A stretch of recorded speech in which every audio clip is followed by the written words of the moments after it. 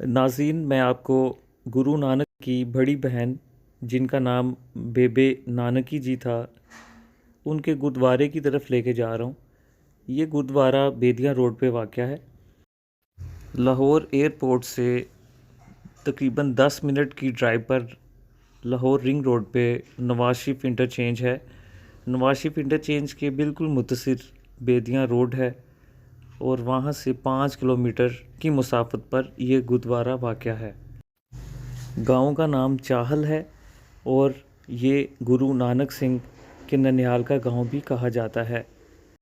गुरु नानक को अपनी बहन के साथ बहुत प्यार था। वो अक्सर गांव चाहल में आया जाया करते थे। गुरुद्वारे की ये एंट्रेंस है। बहुत ही खूबसूरती से बनाया गया ये गुंबद,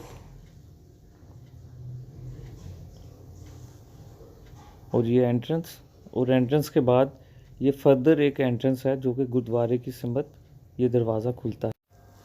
और इस दरवाज़े के गुज़रने के बाद ये देखें बेबे जी नानकी जी का गुरुद्वारा।